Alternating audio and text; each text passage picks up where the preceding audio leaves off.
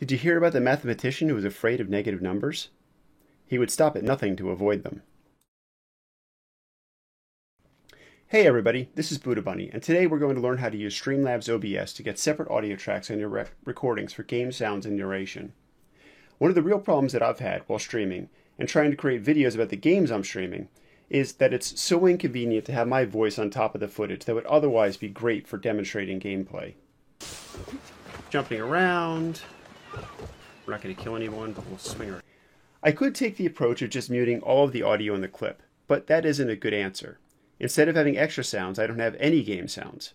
What I really want is to have access to the combined audio from the stream or recording, just the game sounds or just my voice. It is possible to do this in Streamlabs OBS or Slobs, but it's not the easiest thing to set up.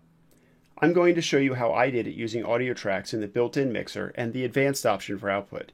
Then, I'll show you how to extract the audio tracks using Audacity. Let's get to it. First, I'm going to set up a scene with two audio sources. In this demo, one source will be an audio output, think speakers or headphones, and the other will be an input, a microphone. The output will be my default system sounds. This is the usual destination for audio from a game. The input source will come from my Yeti microphone. After I have the sources configured, I need to make some changes to the audio mixer.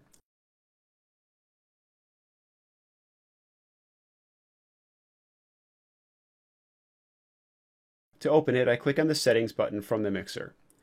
By default, all of the tracks are checked for an audio source. I need to change this. First, I will uncheck all the tracks. If I tried recording or streaming anything at this point, there wouldn't be any audio because the sources aren't being directed to a track. Now I'll check the box for track 1 on both sources. This mixes the sources. Later on, I'll set this as the default track for the stream. I still want to record the sources separately, so I need to assign them to their own individual tracks. To do this, I just click one other track for each of the sources. They have to be different, or I'd just be repeating what we did for track 1. In this example, the system sounds will go to 2, and the microphone will go to 3. Now that the mixer is set up, I need to configure the output from Slob so that the stream and recordings receive the right audio tracks. In the system settings, I will open the output tab. By default, this is set to simple mode, and for most people that's fine, but I need to change it to advanced. Now I have a lot more options available. I'm interested in the audio track under the streaming and recording headings. Under streaming, I will change the selection for audio track to 1, if it isn't already set that way.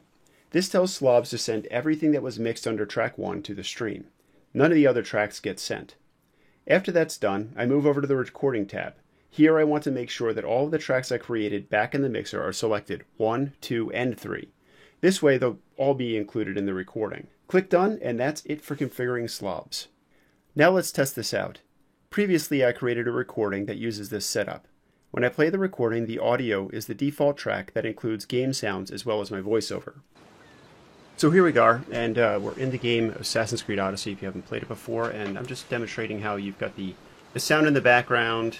We can jump down here, you hear the little jumping around. We're not going to kill anyone, but we'll swing our swords. However, if I extract the audio from the recording using a tool like Audacity, I'll see that there are 3 audio tracks. The tracks match up with how we configured them in the mixer. The first one is the combination, the second is the audio for the game, and the third is the microphone. Now I can pick any combination of the tracks to work with. So here we are, and we're in the game Assassin's Creed Odyssey if you haven't played it before, and I'm just demonstrating how you've got the sound in the background. After I've done that, it's a simple thing to export it to the desired audio format, an MP3 in my case. After you have the audio track you want as a separate file, you can use it instead of the default track when it's time for editing. Doing that, however, is a subject for another video. With a bit of modification, this process also works in vanilla OBS. The specific setting names and locations are a little different, but it shouldn't be hard to figure out.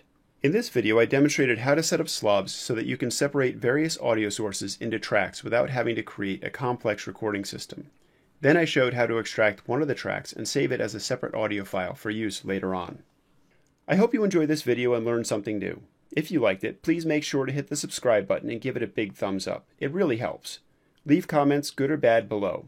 Keep on mashing those buttons and I'll see you next time.